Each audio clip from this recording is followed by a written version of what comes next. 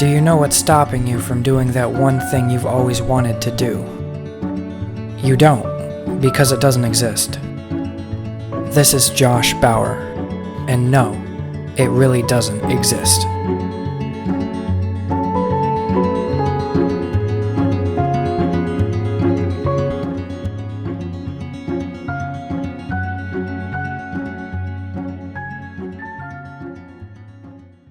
For 2 to 3 years, I have had it on my to-do list to network with more people, specifically online, but just in general. I mean, people at college, people at different events, just people that I can basically build connections with for the purpose of exchanging value in some form down the road. And I've now been out of college for a little over a year and a half, and honestly, I've wanted to network more than I did when I was in college. And I do regret not doing it more than I did, but it's something I wanted to do while I was in college, and I just didn't do it very much. And don't get me wrong, it's not that I don't have my plate full right now, but now that I'm out of college and I don't have as much homework to focus on and all that stuff, every now and then I sit down and I kind of pick up something that has just been simmering on the back burner for a while, and I decide to make it a project. And this has been one of them. So that said, the people that I find myself interacting with online, those relationships are not going to be as good, or I should say they're not going to develop as quickly as if I had made them in person. But that said, there are some things in life where, you miss an opportunity and you're never going to have that opportunity, or it's never going to be as easy for you to obtain again, but that doesn't mean that it's not still possible for you to obtain it. You just might have to work a little bit harder than you otherwise would have had to. So it would have been a lot easier for me to build more authentic and stronger relationships in college when I actually had classmates and students there in person with me. And I did that to some degree, but again, not to the degree I would have wanted. And so now when I try to do that same thing online, it's like, you have to go through 7 different steps to do something online that it only would have taken you 1 or 2 steps to do in person.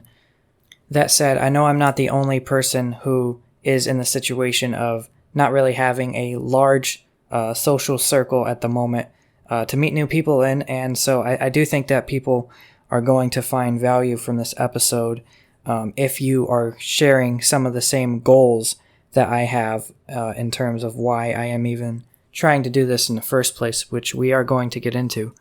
Now, the funny thing about the timing of this episode is that it comes not too long after my first phase of starting to connect with a bunch of new people. And since my podcast is shared on my LinkedIn profile, there's a good possibility that a number of people listening to this are only doing so as a result of my efforts here. And as a result of the fact that I went out and I did the very thing that I'm going to be talking about in this episode. So if you are one of those people, this episode will serve to entertain you as to how you or as to the reason behind why I met you. And hopefully, it will also kind of give you an idea of some of the strategies that I'm using to do what I did. And when I say strategies, it's not really that complicated. It's just more so how to be most efficient, because depending on the scale at which you want to do this, you really don't want to be spending your time on dumb stuff, and specifically, you don't want to be spending your time too much on people that don't really care about you. That's the main thing you want to think about. So I'm gonna share some of the techniques that I have used to be more efficient, and when you're more efficient, you can do more with the same amount of effort, and that's really what you want to aim for. So whether you are one of those people who are on LinkedIn trying to meet new people, or whether you're just somebody else kind of unrelated to this whole networking thing I've been doing, you just tuned into the episode to hear what I'm talking about and to hear whether or not this is worth any attention from you. I think this episode is equally worth your attention. I think it's definitely worth a listen, especially if we share any of the same goals that I'm about to talk about. So let's kind of begin, okay? So in order for you to want to exert any amount of significant effort into a project, you need to have a good reason for doing it. Now, for me, when I first, years ago, wrote down on a sticky note or whatever it was, quote unquote start networking. Why did I do that? Well, I did it because people said you should do it, because theoretically connections, and when I say connections, I use that term kind of loosely. I do mean it more, I guess, both in a LinkedIn specific context, because that's the terminology for LinkedIn. When you have like a mutual like following of someone, it's called a connection. But also, I guess I use that in a context outside of LinkedIn. I do think the word is overused, and it kind of makes me cringe the more I use it, so I'm going to try not to say that word too many times on this episode. I also like to call them contacts, but the thing with contacts is sometimes contacts are pretty useless. You can have a contact, all that means is that you have their phone number in your phone. It doesn't mean that they will ever respond to you, or that to be quite frank, or it doesn't mean they have anything of value to you, or honestly, in some cases, to anybody, depending on who it is. So a contact doesn't necessarily mean that. I mean, I guess you could. Well, no, a contact just does not mean that they're a connection. I would say a connection means that you two are equally interested in helping each other within reasonable within reasonability, right? So going back to what I was saying, why did I initially ever want to even do this? The first reason that I recall ever wanting to start networking more was job opportunities. And that was the first and the primary reason that I kind of wrote it down on my to-do list as something that I thought I should start to do more. And coincidentally, I never really did it for years and years. And when I say that, I guess I mean like 3 or 4 years. It's still a while considering my age. But the reason that I never did it for that primary purpose of getting jobs was because I did just fine at getting jobs without ever really networking. And so it seemed like it would be wasted energy for me to go out and put more work into getting a result that I was already getting. It just made no sense to me. So that's why I was sitting on a back burner for so long. And then I would say that more recently, within the past year, it has elevated as more of a priority to me for a couple more reasons. And the second reason that started to pop up, and I'll say it started to bubble up in a way, kind of like, it was kind of probably always in the back of my head, but it started to come more and more towards the front as time progressed. And that second reason is just the idea that I noticed the friends and just in general people around me were not very productive. In some cases they were mildly intelligent, but overwhelmingly they weren't abnormally intelligent. They definitely weren't productive. They usually didn't have very good habits, and in most cases they hardly had any vision of the future, especially any meaningful or interesting vision for their future. Definitely nothing that involved creativity or a lot of work, right? Or don't get me wrong, there are people who had a lot of work in mind for their future, but it wasn't the type of work where they work on their future. It was the type of work where they work in their future. And I would say there's a big difference there. And it's the first type of people that I am more drawn to, mostly because it's the type of person I want to be. And I've heard from all over the place. I listen to podcasts all the time. I don't read as much as I wish I did, and as much as I'd like to, but even just, I think it's Atomic Habits by James Clear. Also, I believe 7 Habits for Highly Effective People by, was it Sean Covey, or is that the kid?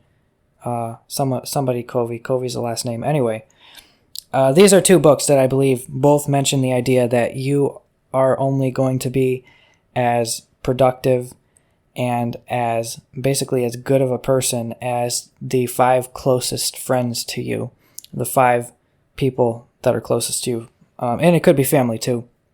And basically, to summarize, the second most important reason, or the second chronological reason that came for me as to why I should start networking more. It was because the people around me suck. And if I want to surround myself with people that are more likely to help me be in a state of mind to where I can be more productive and I can eventually be more successful in my life, to where I can start a profitable business and there are people around me that can advise me on things that I'm doing wrong and things I could be doing better, or things I'm wasting my time on, or bad habits that I have. If I already have friends around me that are not productive people, I'm not going to be getting any of that from them. And here's the thing, I already have a tendency to gravitate towards the most interesting and the most creative, and another way I've been thinking about it recently is the most non-NPC people around me. I already gravitate towards them, especially in college. But that said, even I would say even out of those people, and I have some amazing friends out of that pool of people, but a lot of them don't necessarily have the same business, entrepreneurial, and real estate ambitions that I do specifically, and those are the types of people that I think I need to surround myself more, and that's just for me personally, because those are the things that I want to focus on improving myself with. And if you want to get better in a specific topic, you need to surround yourself with people that are interested in that and ideally better at it than you are already. And this isn't something that will apply to everyone in the sense of those specific topics, but generally speaking, I do think it applies to everyone. But that said, even the best out of everybody that I know in college and classes and just in friends, even though I tend to already gravitate towards the people that are better people in general, even the best of the people I know typically they don't have the same types of interests that I do. Once in a blue moon, I'll find somebody that does, but it's not enough to marginally impact the way that I live my life or to improve my way of thinking about things. And so I'm trying to find people, ideally people my age, just because it doesn't feel like, in some ways I still feel like a kid, honestly, or if not a kid, definitely I don't feel like a complete adult. And when you're just in a room filled with people that are 50, it makes you feel like a kid, and it makes you feel like everybody else is, I don't know, like they're teaching you. And when you're with people that are your age, it just makes it feel more collaborative and I guess more like you're more equal and like you're on the same level. And that is, and I don't even mean same level skill wise necessarily. Like I think it's very, there's definitely people that have similar interests to me that are much more skilled than I am. But when I say same level, I mean, I don't know, you all kind of come from the same place. And I don't know, regardless of age, I guess that should apply, but it's just a feeling that you get. I feel like you're just more connected to people a little bit when you're around the same age. It's funny because I would say maybe 8 months ago, I made a post in a Facebook group. I think it was a business or real estate Facebook group or something. Basically, I was soliciting comments from people that have similar interests to me, specifically business-wise and starting businesses and whatnot, and inventing products that are my age. And I don't think I might have gotten like one response, but other than that, the other 20 responses I got were all from like significantly older people telling me how age shouldn't matter. And listen, I'm not saying that it's not possible to enter into a business relationship or something with someone who's older, or some sort of mentoring arrangement or something. It doesn't feel as equal. Anyway, moving on from that. That was my secondary reason, and that's really what made me consider this as not just something that is on my to-do list way back there in the background, but it made me kind of consider it as more of a priority. That said, just because it was elevated to the status of a priority did not mean it was going to get done, because there are plenty of things I consider quote unquote priorities that do not get done. It has to be like a super priority in order for me to actually allocate attention to it. So it sat on a back burner for a little while more. And one of the people that I give credit to for really getting me into this is Jordan Harbinger, and he's a podcaster, a pretty famous podcaster. He interviews a lot of very interesting people. I do recommend his podcast, specifically if you're interested in science, politics, world affairs, law enforcement. He does cybersecurity. He does all sorts of crime, like organized crime, all types of very interesting stuff that he covers. And he has on guests. I'm pretty sure some of his guests are like anonymous, like if, I don't know, like either hiding from law enforcement or hiding from gangs that want them dead and stuff like that. So I think, and I could be wrong about this, I might be thinking about another podcast, but in some cases I think their voices are even masked to like where their voice is different, but I might be thinking of Darknet Diaries. I know he does that too. Anyway, a lot of interesting stuff in that podcast. Now, Jordan Harbinger constantly is hammering the concept of networking and why it's important, constantly over and over and over. And I think that was what kind of gave me my third reason for getting into networking more, which is the opportunities that it can bring you. And I kind of always knew that, if you know certain people, you're going to get opportunities that you would have never had otherwise. But for some reason, it was kind of always in the back of my mind that in order for those opportunities to actually be given to you, you can't just have met the person. It has to be like somebody that you grew up knowing, or somebody that your parents knew. In other words, like I always assumed it had to be like a relationship that was present from birth, basically, or from a very young age. I guess I had assumed that if you just go out and you affirmatively try to meet new people, that they're going to regard you as an inauthentic, what's the word I'm looking for? Artificial relationship, and they're not really going to give you the same opportunities that they would give somebody that they knew for a lifetime, for example. And so I had always just kind of assumed that it was pointless. But I think that as Jordan Harbinger really hammered the point over and over, I kind of started to come to the conclusion that that's not necessarily the case, and that you do have the potential to establish new relationships in a way that you might consider to be inauthentic, but nonetheless, that relationship can eventually develop into something that is as natural as it would have been if you guys grew up knowing each other, for example. I keep saying knowing. Knowing is not a word. Okay, so even with this third reason of opportunities being given to you, and when I say opportunities, I guess I should define what I mean a little bit. I don't just mean jobs, although jobs are certainly thrown in there as well. And in fact, jobs are probably one of the number one examples of opportunities that can be extracted, so to speak, from a network that you've built.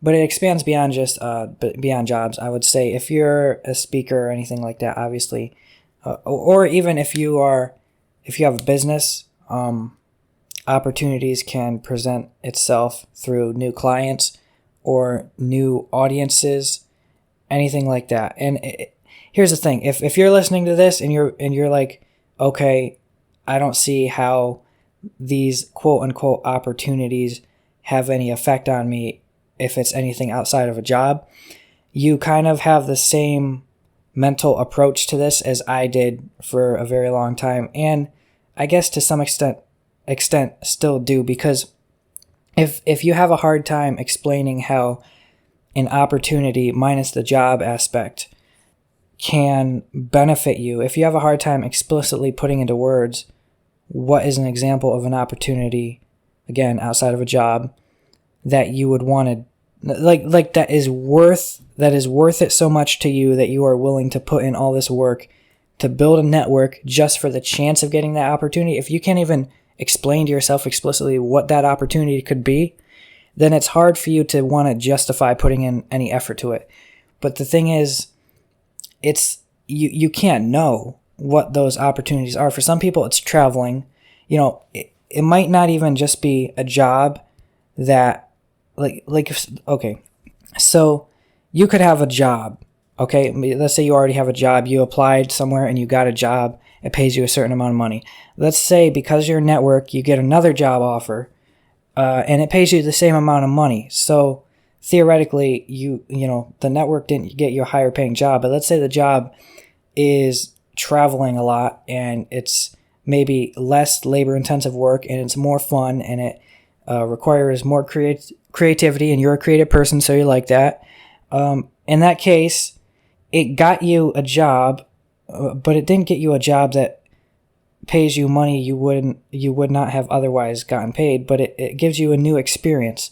Or maybe, see, even now I'm trying to explain opportunities outside of a job and I can't help going back to a job. So that just goes to why this was not very convincing for me at first. But the thing is, despite me having a hard time explicitly putting into words what type of opportunities I'm looking for, I am smart enough to recognize that you don't know what you don't know, and that a lot of the interesting things that people do in their life, they're only able to do because somebody else who they met played a part in them getting to that spot, or in them being able to go down that road for one reason or another. And the more people you know and maintain active and healthy relationships with, the higher probability of you having more options in terms of how you want your life to look and how you want to construct your life. So just for a quick recap, the first reason that I initially thought to do networking, the first reason I put it on my to-do list was to get jobs. And then I realized, you know what, I can get jobs pretty easy, and also decent jobs that I don't half mind. I can get them without needing to network with a damn person. So why am I putting all this, why would I even think about putting more work into this than I need to do, which is, in my mind at the time, zero. I didn't have to put any work into it because I could already get a job. So then the second thing that came up was having friends that are interested in similar topics to me and that can help move me along and motivate me and put me in the direction that I want to be. That was the second thing. And that's when I really said, okay, I'm going to bring this and take it from something that I wrote down once and was never going to do because I didn't need to something that I actually think is important.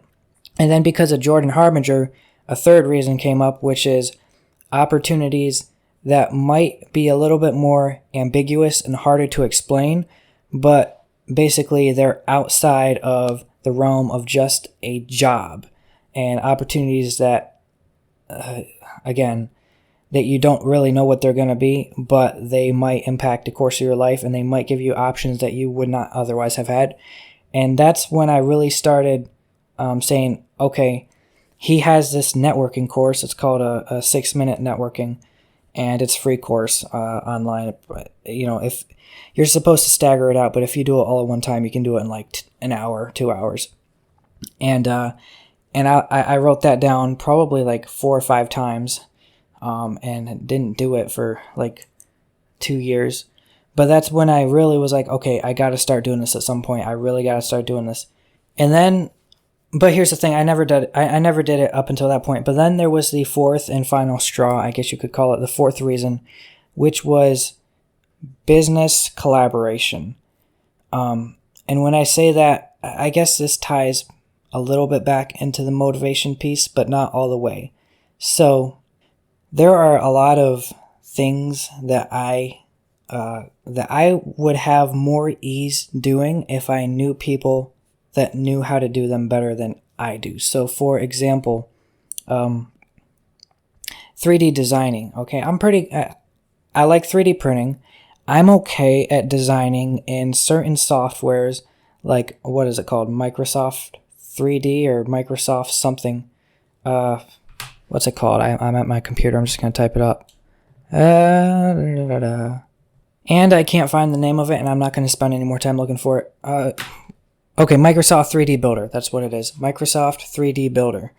I'm decent at that, and that's about it. So anything outside of the realm of that, and some online CAD websites that I've used before, and I suck at it. So like if I had a friend or somebody who was better at designing than I was, there are some things that we could push through a lot quicker and get to the market a lot quicker.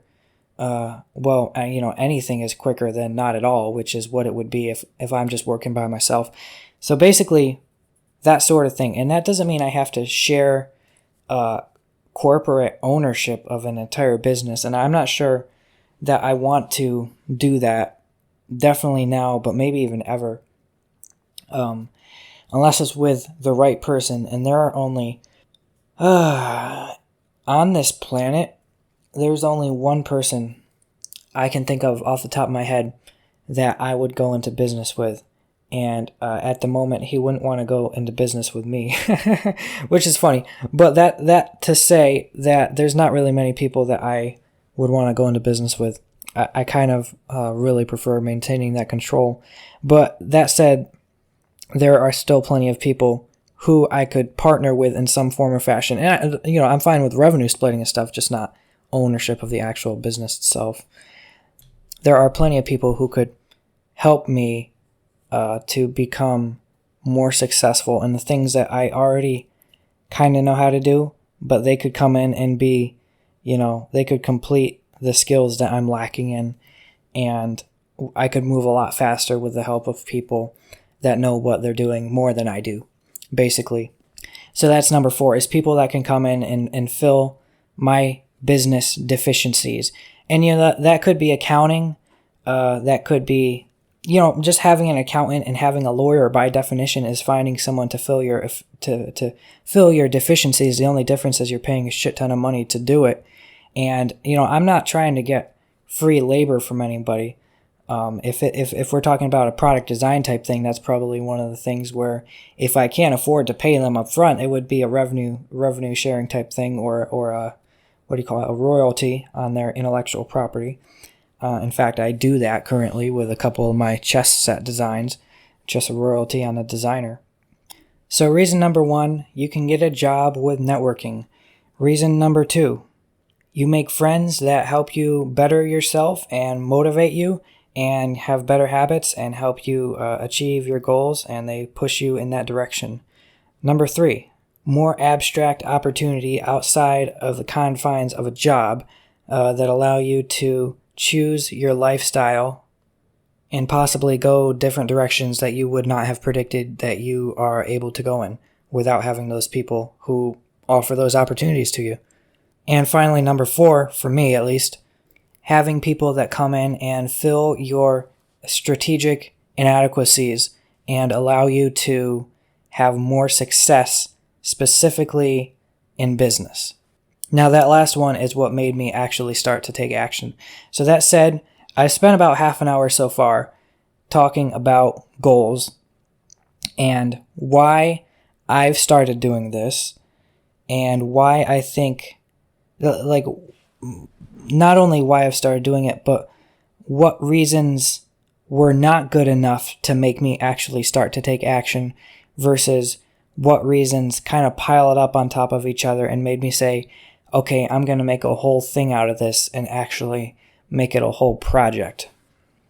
Because I'm just going to say, when I was younger and when I was in high school and stuff, there wasn't a very high threshold for what I was willing to spend time on. I would spend time on anything that entertained me.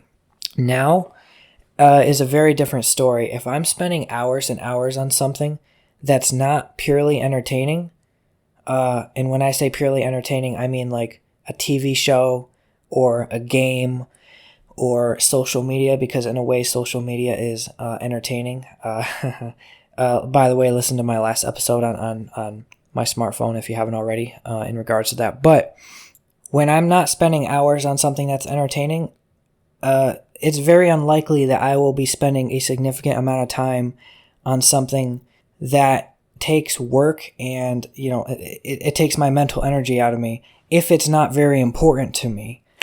there's a very high threshold for that. And when I say a very high threshold, I mean it needs to be very important before I put a lot of energy into it. And let me just say right now, I have put a lot of energy into this networking thing as of very recently. All the reasons over the years and years have piled up, and I don't know. It's like it piled up in a reservoir, and then all of a sudden I took a fire hose and just now there's water shooting through the fire hose at the target, and that's what this is. There's a lot of intensity that I'm putting into this right now, and the reason I gave such a long explanation as to what reasons were good enough for me to put all this effort in, as opposed to which reasons made me think about it versus not really do it, is because I guarantee that a lot of people that think about networking or that hear about it or hear they should do it are probably in the camp of, yeah, theoretically that sounds like something that might be beneficial in some abstract way, but I don't really see how it's going to help me in the near future or in the present. And you're probably right about that. It's probably not going to help you at least in the present. It might help you in the near future, less of a chance. But if you do it right, it's almost guaranteed going to help you in the mid to distant future in one way or another if you do it at a certain scale. And scale is another thing that I'm going to talk about when we get into goals. And actually, that's going to be where I go to next. But basically, you have to decide what is your reason for doing it. And those were my 4 different reasons. And really, one of them by themselves probably isn't good enough, but all of them stacked together made me want to do this. And like I said, I've only started doing it recently, so I can't report on results yet. What I'm not doing right now is giving you a success story as to, I started networking and this, and this happened, and it has positively impacted my life, and something similar will happen to you, which is why you should do it. That's not what this episode is, because sorry, there's a hair on my microphone. Had to get rid of that. That's not why I'm doing this, because I don't have that success story to report on, because I just started so recently. But I'm telling you why I'm starting to do this and why I think it will pay off. And we'll see if it does. So that said, I'm going to go into the next section of this podcast, which is going to be my strategy and exactly what I do in networking. So you say, okay, fine. Josh, you have convinced me that networking will be worth my time. And that's a big if. But let's say that's the case. Where do I start? So if you hear me flipping through papers at all, it's because I have like a folder on this topic. Like I said, when I have a project that reaches a certain threshold, I didn't say this, but I'm saying it now. I make a folder on it. I usually write down everything by hand. I don't do much electronically for this sort of stuff. It's all in pencil on paper. So I have numbers. Scale. When I talk about scale, here's the thing. You network with 5 people. That's probably not going to do anything for you, okay?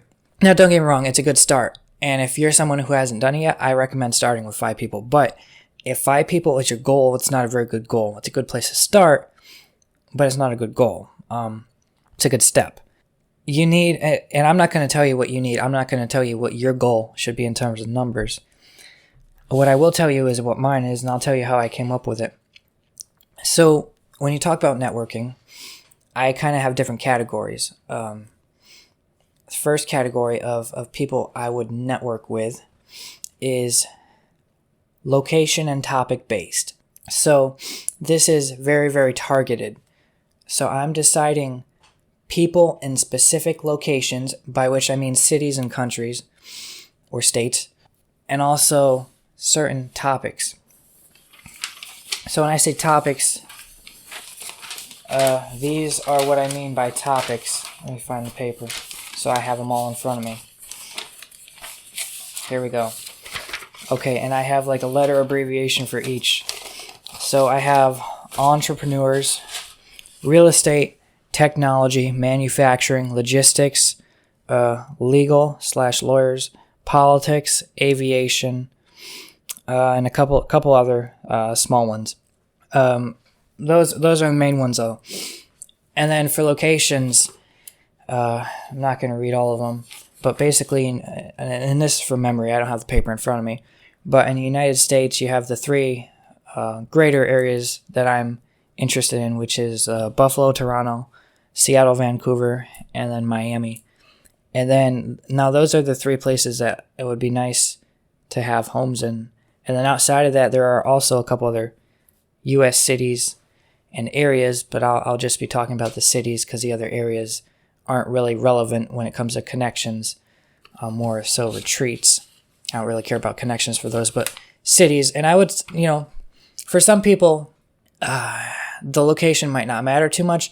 I would advise that you do pay attention to location, because now don't get me wrong, I'm not saying you have to exclude everybody that's not in a certain location, and I will get to that because remember, this is just one category of people. This is not everybody. This is just the first category, which is location topic based.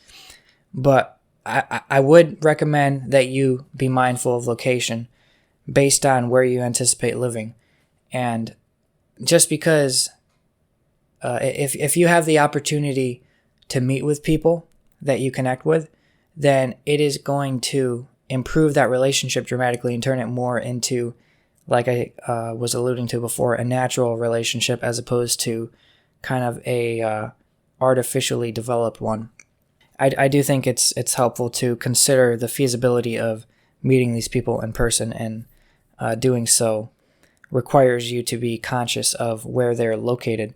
And, that doesn't mean that people aren't going to move. It doesn't mean you're not going to move. And out of, let's say you make 100 new connections, 20 of them might move over the next 10 years, but, you have 80 of them that didn't. So even if 20% of them move, that's still a lot of them that you are able to still have within your proximity. So a couple other cities I'm interested in, Detroit, New York City, Washington, D.C., San Francisco. Other than that, if you're in the United States, as far as this category is concerned, topic and location within the United States or Canada, I am probably not going to request a connection from you. You're in Los Angeles, you're in Dallas, you are in Chicago. Unless you're in trucking or manufacturing, then I'll make an exception for Chicago. But, Nashville, Orlando, Tampa, I don't care about you. Sorry. Again, unless you fall into another category. So I feel like the topics I discussed were pretty self-explanatory, so I'm not even going to go into that more. Politics, manufacturing, technology, all that. I have like a grid, so let me pull that out. Basically, there's an X and Y axis. The location is on the side. The topics are on the top. So it's like a sheet, like a spreadsheet, but it's on paper. Buffalo, Toronto, Seattle, going down the side, and going across the top is entrepreneurs, real estate, aviation, etc. And in each cell, if you use spreadsheets a lot, you know that phrase. But basically, in each box, I have how many connections I want in each sector. So these are the goals I set. So let's see. I'm going to go to the column of aviation and go down to the row of Vancouver. And I have written in that box 5, which means that is my goal to get 5 high-quality connections in Vancouver in the aviation industry. And I'll define high quality later on. You go over to politics. You go to politics in Seattle, and I said 5. I only want to know 5 people that are in Congress or government or whatever in Washington State or city of Seattle.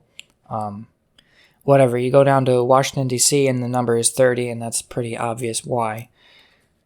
And, concept's pretty illustrated there. So basically, my numbers are not arbitrary when I came up with, let me rephrase that. My bigger numbers in terms of the big numbers of how many people in total I want to know, for the most part, it's not arbitrary. It's based on these smaller numbers within each topic and city that I have kind of put together based on what I anticipate my life looking like when I'm older, in terms of what places I intend to be in the most, and therefore what places I hope to have connections in. And all those boxes, when you add them up, it adds up to 1,216. And by the way, there are a lot of more locations than just the ones I mentioned. There are a lot more outside of the United States in Asia, Europe, etc. But that's outside of the scope of this, and I don't really need to dig deeper into that to illustrate the point that I've already illustrated. So that's category 1. And I don't really have these categories numbered. I just have them as separate categories. Another category is random selection. So this is where I'll say, okay, you are in some random town I've never heard of in West Virginia. By the way, I can't even name a single city in West Virginia. Sorry, West Virginia. But this person looks kind of interesting. Fuck it. I'm just going to accept their LinkedIn connection request, and we'll see where it goes. And they know nothing about helicopters. They are not a lawyer.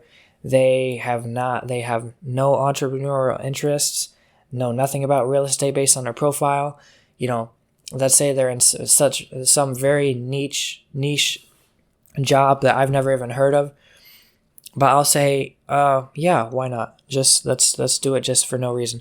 And because you never know when it's going to be that person that has a very interesting opportunity for you. So that's why I have that category. And I have 200 people as a goal for random selection. Existing contacts, and this is basically the people that I already have in my phone that I think would be willing to kind of maintain a relationship with me over time and that would respond to me. I mean, that's a prerequisite. And that number is 260. And then I have company-based, which is another category. So this is going to be a fourth category, company-based, which basically means you are requesting and again, I'm using LinkedIn terms here, you're sending a LinkedIn invitation based on what company they work for, regardless of location. So I'm going to pull out my list there. I'm definitely not going to go down every company, but I have a couple, and it might be agencies too. So for example, the Securities and Exchange Commission, the IRS are two, NASA, SpaceX, military. I mean, military is pretty broad. Those are agencies. And then a couple other things, LinkedIn itself, Twitter, Facebook, obviously all the social media platforms. And the reason for that is when I anticipate myself being older, and this kind of ties into the reason I have a podcast too to some extent, but imagining that I have a broader or a more prominent social media preference, if your account gets suspended or something, it is very, very helpful to have people that work not just inside a company, but inside the right department of a company that might be able to help not necessarily take care of it for you, but expedite getting it sent to the hands of the right people who can get it done for you. And knowing people in the right places can definitely help clear up issues that you run into. Same thing with Google and Cloudflare and Amazon. Amazon's actually extremely important because that's a retailer, and I have a retail business that works through Amazon FBA, and the same with Etsy, PayPal, a lot of these financial and retail companies that you really need to work with, and some of them, because they're so huge, they really don't have a good support system, and by that I mean for people that just have to go through the system, like especially now with AI coming, you have to talk with AI, and thankfully usually you can still say human and it'll send you to the human. If you're a paying customer on Amazon, it might be it's a little bit different, but there's still, if your FBA account gets banned, there's very little recourse if you are just going through the system. So I'm telling you, it really helps. I would imagine it's really going to help to know certain people in these companies that will, if you are in a bad situation, that will help get you out of it, or at least do what they can. So that's the other category is company based. And then the last category is people of interest. So this is people that you are not interested in based on their company. You're not interested in based on what industry they fall in or where they're located. They're not an existing contact, but at the same time, it's not random either. This is somebody who maybe you're following. Maybe it's a podcaster, and you're not requesting it because they're in a podcasting industry. You're just requesting, you're sending them a LinkedIn invite or emailing them or whatever the case may be. It doesn't always have to be on LinkedIn. You're doing that because you are interested in that person specifically and you're interested in getting to know them just because they're an interesting person, hence the name, or hence the category name, person of interest, people of interest. So yeah, 100 is my goal for people of interest. And for company-based, it was 130. And that was based on individual numbers that I set for each company that's on my list. And I think there's, well, let's see, I did one for each line, and I think there's 26 lines on a college ruled sheet of paper, so 26 companies. And the total there, or was there a new step? No, that was the last one. Okay, the total there was 1,806 new high-quality connections that I want to make. And take out the existing contacts because you kind of already have those connections. All you have to do is bring them back to life, revive them a little bit. And I have 1,546 total that I am looking to still do, basically. Now, here's another thing. Like I already said, this does take a lot of work. And so this is not something I want to be doing forever by any means. Specifically, this specific way of doing it. So what I do right now is just basically exclusive with LinkedIn. That's it. Like, I could be using the internet. I could be using social media. I could be doing a lot of stuff in person. But I right now I'm in this job where, okay, and honestly, this is a big, fat, lousy excuse for me doing nothing, staying home and doing nothing. But it is somewhat legitimate. I am in a job where it's the hours are spontaneous and they're crazy. And it's okay because I like the job, but it doesn't really allow me to set very many appointments other than absolutely necessary ones because hours are getting thrown at me left and right, which is a good thing. I like the money, but outside commitments outside of this job are not particularly feasible. So making connections at events and clubs and all that sort of thing, all those sorts of things just aren't really that viable for me at the time. Now, if I really, really wanted to, and this is partially me being an introvert too, and saying that I'm just going to do it the way that's the easiest way to do it. But here's the deal. I am thinking, okay, let's do the 1,546 connections just over LinkedIn. After I'm done with that, a lot of and keep in mind, these are not just you send a LinkedIn invite and they accept it. That's not what I define as a connection. And I will get into that. These are actual high-value connections. After I'm done with that, I will be done with LinkedIn for the rest of my life. And when I say done with LinkedIn, I mean maybe I send another connection or two a month, but I will not be mass sending connections ever again after I hit this number. That's the thing about a goal. I think if you set a goal like this, it has to be two things. Number one, it has to be large enough to have the impact that you want it to have. And number two, it has to be small enough that you're able to obtain it. And I do think this is small enough for me to be able to obtain it.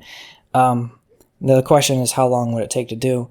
And from a practical perspective, I've heard that even with LinkedIn Premium, not just I've heard, but I've experienced, I don't know what I'm talking about, that you cannot send more than 200 LinkedIn connection invites a week. So that literally prevents me from achieving that goal on a technical point within a year. It's going to take over a year. And that's if I do it like every single day. So point being, it's not going to be easy, but it is obtainable. And going back to the first point, it has to be big enough to have the impact that you want to have, because if you set, a total of, 300 people, that's a cute goal. But the problem is that really going to have the impact you want to have? Like, I really think it depends on what you want with your life, and it depends on why you're even doing this in the first place.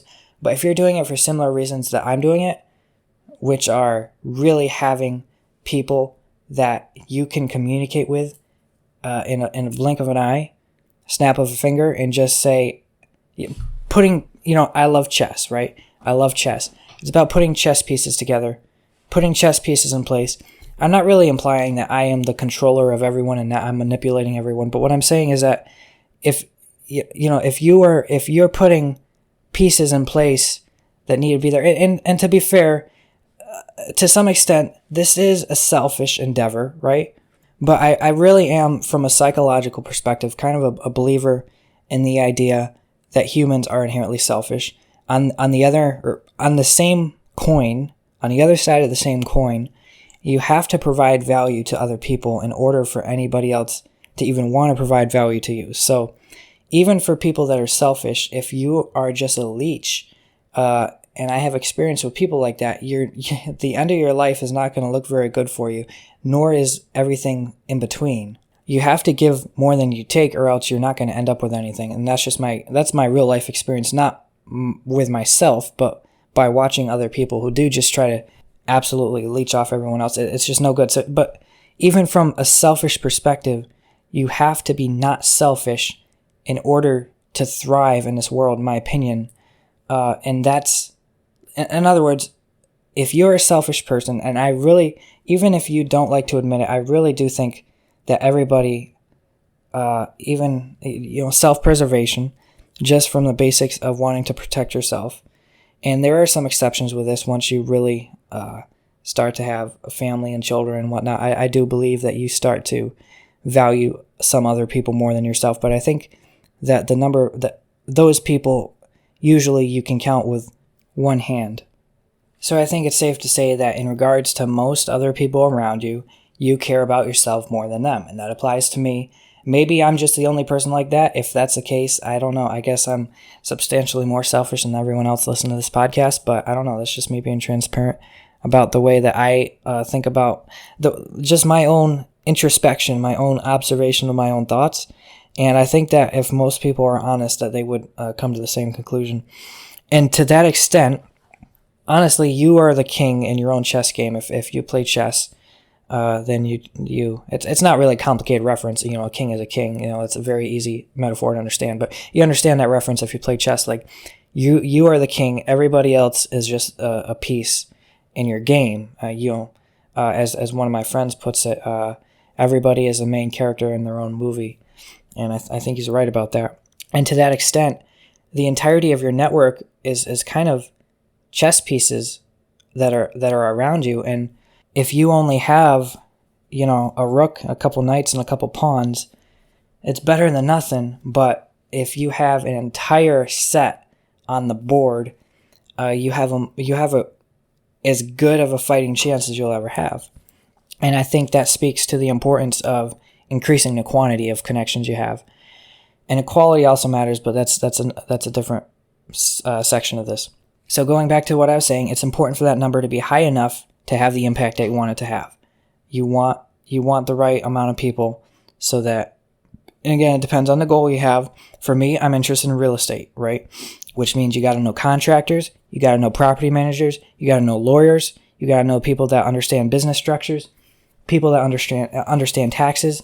And when I say business structures, like people that like asset protection, like if you get sued, they know, all the ins and outs of, should you have trusts for anonymity? Should you have a different LLC for each property? Should you have a different LLC for each county? And I'm kind of interested in getting into Canada too, Canada real estate. And that's a whole nother country with a whole nother set of federal laws. So you got to know, and not only that, but it's good to know multiple people with the same expertise so that you can, listen to both of them and take the best, like compare and try to match them together and figure out if they both know what they're talking about, or if, they're very, very far off from each other. You might want to bring in a third person. So it's not just about one person from each of these things. You want to know multiple people from each of these things. And real estate is a perfect example of where it gets really complicated really fast, and you want to have a lot of different people that you know.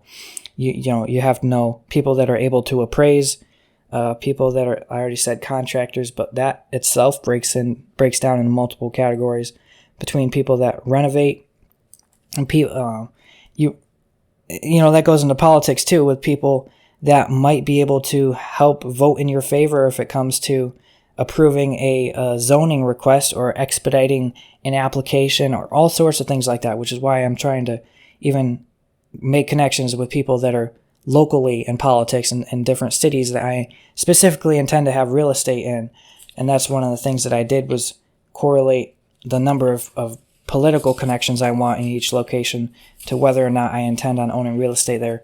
Same with law, because having, and when I say real estate, I don't mean residences, I specifically mean rentals, because if you own rentals, it's a target because you're going to get sued most likely, and you want to know lawyers in that specific, not just lawyers in general, lawyers in that specific location that your rental properties are, because there are different laws in each state. There are different ordinances and rules in each city. For example, Rochester, New York, apparently just passed a law where you cannot, I don't know if it's called a law when it's a city, I guess you call it an ordinance, but they basically passed a rule where you cannot evict a tenant unless you have just cause, whatever the hell just cause means. Let me put it this way. Sorry, I said that wrong. It's already the case that you can't evict a tenant without just cause. But what Rochester did was said that you cannot not renew their lease. Like, you have to renew their lease unless either you're about to go live in the place or you have just cause to evict them. But there's no more, your 12-month lease is up. Sorry, we're not renewing your lease. You got to find a new place to stay. Here's your 60 or 90-day notice. They're not allowed to do that anymore. So that's a perfect example. Like, even down to the city or down to the town, different rules and stuff like that are different. And so you need to know a bunch of different people in a bunch of different locations. And that's why, for me, that number needs to be really, really high because I'm in real estate. But if you're not going to be into real estate, and you're not going to need these people, and these people are just conveniences for potential opportunities that you might have, then that number for you probably won't be 1,806. That number might be 300, especially if you grew up in one place and you intend on staying in one place for the rest of your life, and you don't plan on traveling the world and all that stuff. Yeah, you don't aspire to my number at all. It's completely unrealistic for what you need. But find the number that you need, make it large enough to have the impact that you want it to have, but small enough that you're able to obtain it. And it has to be between those goalposts. Now, after I get these 1,546 additional LinkedIn connections, basically, like I already said, I was going to just not get rid of LinkedIn, but basically, I'm done. I'm done finding new connections in a systematic and very effortful way, and I'm now going to actually start really, really building the relationships with the people that I've already obtained through this LinkedIn method, and B, starting to meet people more naturally, both by actually meeting them in person, also meeting them by referrals from these people that I met on LinkedIn, right? So this is something, and it's true that that networking is not just a one time, just do it once and you're done for the rest of your life. You have to maintain the connections, but at the same time, I am not of the opinion that you have to be constantly putting a shit ton of effort into building your network for the rest of your life. I think that if you put in a very intense amount of effort into doing it up front, this also comes back to where doing it with people your age matters. Because if you're just doing it with people that are 30 years older than you, they're all going to be dead by the time you are older, which doesn't do you much good, because then you're not going to have, then your amount of contacts and connections decreases as you get older, and that's not what you want. So, it's fine for it to decrease, but not by a significant amount. That's why I think a significant portion of the people that you invest energy into connecting with should be not only people that are currently lawyers and currently accountants and currently pilots, in my case, but people that are either explicitly aspiring to be one of those things, or that you even just have a feeling is a good candidate to be one of those things. So, for example, I have been connecting with a lot of people that are political science majors at the University of Michigan. And why, you would ask? Because University of Michigan, I believe, was ranked number 5 or something like that in terms of students that are most likely to become politicians on a national level. So you can work with statistics, and you can just work in natural inclinations. Like, this kid looks smart, this kid looks intelligent. I think he's going to try to do interesting things. When he does them, I want to know him, right? And I want him to know me. And I want to be maybe not even top of mind for him, but I want to be in his bucket of people that he knows is also interested in these things, so that I am an option for him when he goes to talk to people about things that interest him, right? I want to be in on this. In other words, I want to be in on any future action that this kid has going for him, because he seems very, very motivated and very creative, and he seems to have a lot of potential. I think those are very, very important people that you want to focus on too, not just people that are current. And also think about it this way: people that are currently in a field that is very, very valuable to you, it means that that field is also very valuable to a lot of other people. If someone's in business consulting, or that one I guess is less of a good example. If someone's a lawyer, or I don't know, somebody is an entrepreneur, guess what? They are getting LinkedIn connections left and right from 80 different people a day, right? Maybe not lawyers so much, but the entrepreneurs, yes. And even the lawyers, they have a lot of people that are asking for favors, and a lot of people that are, connecting with them, and the person who's a lawyer is wondering if these other people have ulterior motives for connecting with them. And the people tend to have their guard up more, because all the people that are connecting with them, you would think they probably just want to extract their skills out of them, to which they're not wrong in a lot of cases. And it's not necessarily, and like I said, most people are selfish. That's just the reality of fact. But if you catch these people before they develop the skills, their guard is not going to be up to the same extent, and they're happy to connect with you, and they're going to be a lot more likely to befriend you, and it's going to be easier for you to become friends with them. And then once both of you build up your skills, and this is a two-way street too. It's not just like you are the slum of the earth and all your friends around you are going to be very productive and have a lot of skills, and you're going to be able to leech off them. That's not what I'm prescribing here. They're also going to benefit off of, ideally, as long as you're a somewhat productive person. And considering that you are attempting to do all this, I would assume if you have the stamina and you're willing to put in all the effort to do this, then it's probably a good chance that you're a productive person as well. The benefit here works both ways. That's a good thing about networking. If you have a lot of value, they're going to be able to benefit off that value from you too. But when you're older, after you both have already become friends, if they become a lawyer, they're a very competent lawyer, you have already slid past their wall, right? Their guard is not up for you because they've known you forever. Unless you guys went to high school together or something and you've never talked to them since, and then 20 years later when they're famous, you reach back out. In that case, it's a little bit different. You kind of missed the opportunity, and that's where you do want to keep in regular touch with people. But if you do kind of slide in with someone while they're still a student, and it seems kind of sleazy, I guess, and I don't want to say manipulative. It's not really manipulative. I mean, listen, a lot of these people, at least for me, I can't say it's not manipulative for other people, because I guess it depends on your intentions. But for me, more often than not, the people that I feel like are going to have a lot of potential are people that are currently doing things right now. So, for example, 3D printing.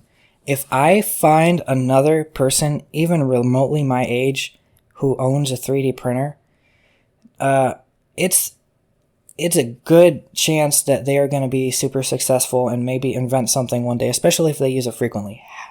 I shouldn't say super successful, because that's a very subjective term. Depends on what you define as super successful. I'm not talking billionaire or anything, but just much, much more successful than a person who just has an average 9-to-5 job for the rest of their life. But so fine, they're going to be successful, but that's not my primary reason for interacting with them. I'm interacting with them because they have an interest that's similar to mine, and they are very motivated. And again, this goes back to the 4 different reasons for me wanting to do this networking thing, right?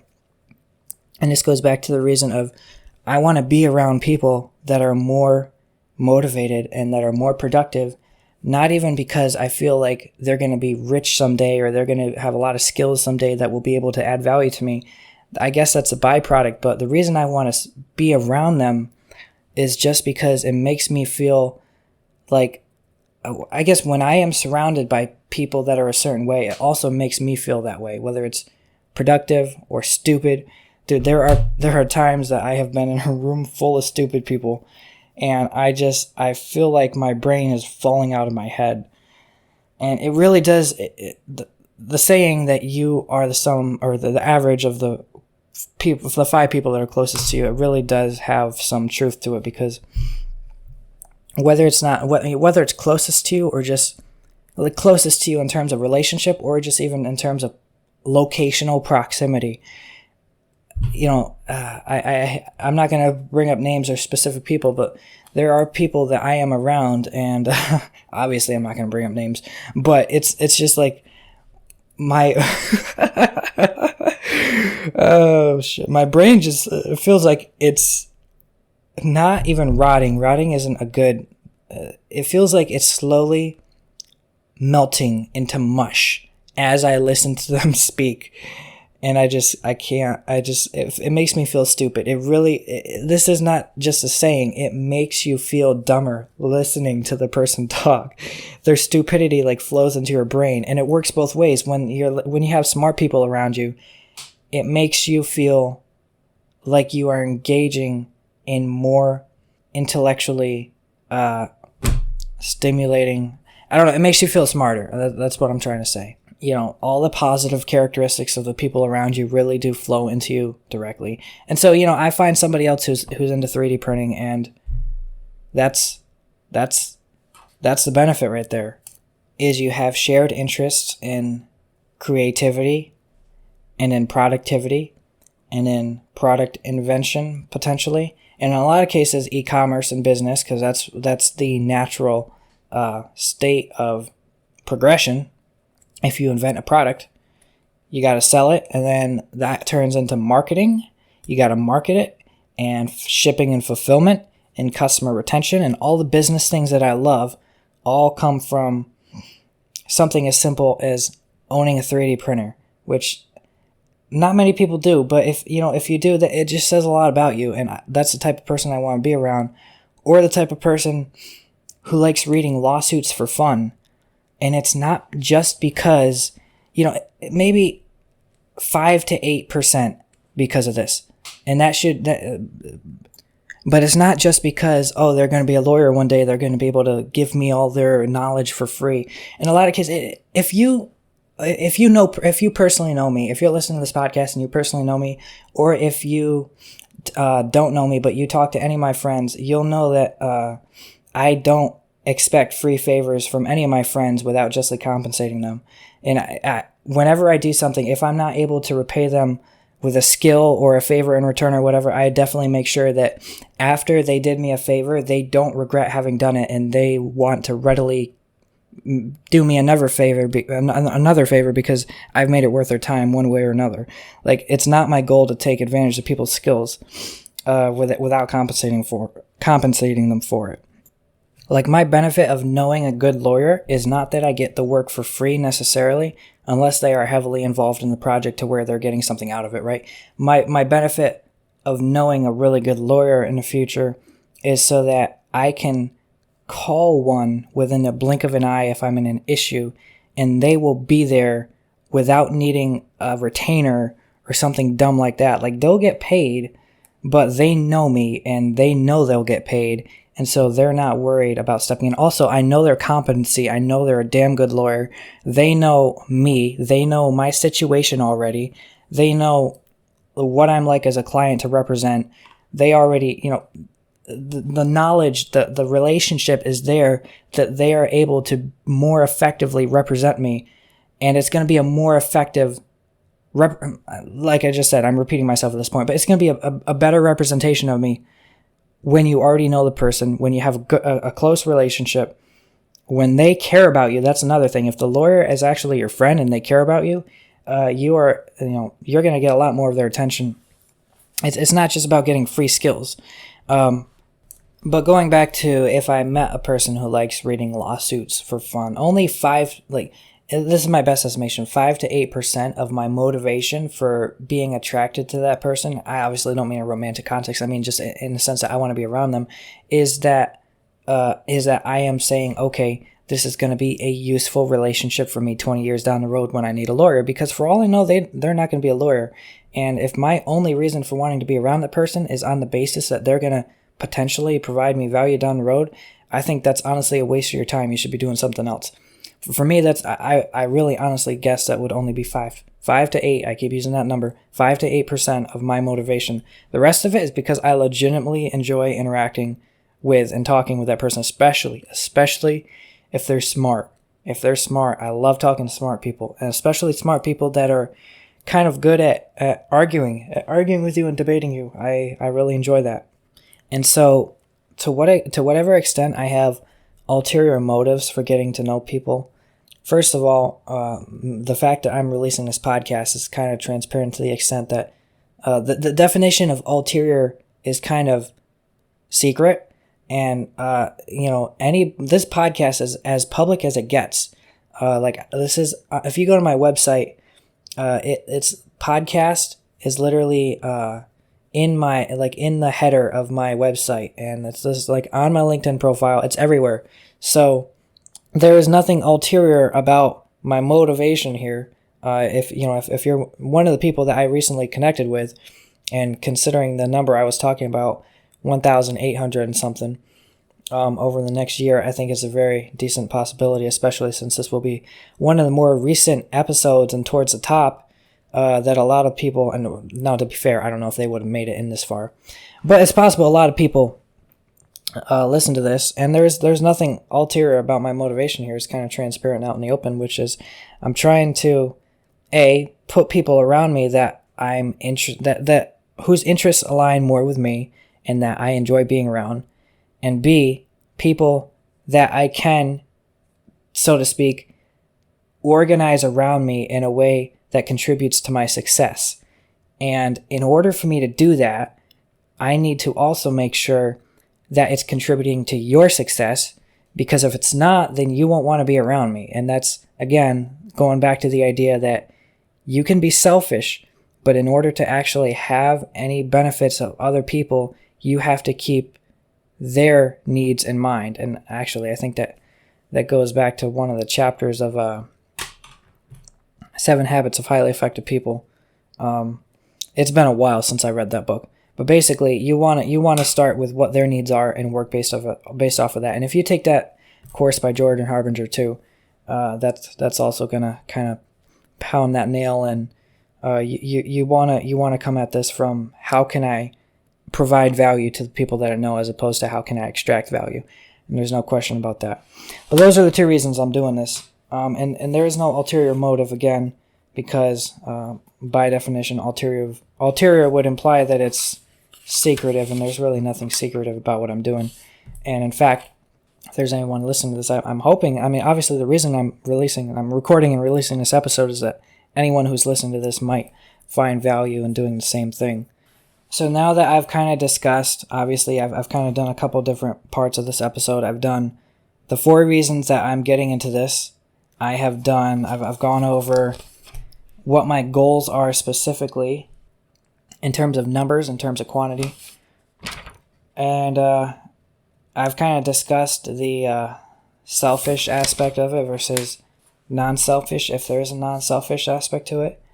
And I've briefly mentioned that this is only something I'm doing temporarily in a very intense form, after which I'm basically going to retire from doing this and just do it in a very slow-paced, laid-back manner from there on out. And that's hopefully going to be like a year from now, that I'm never going to do anything like this again in a very intense fashion.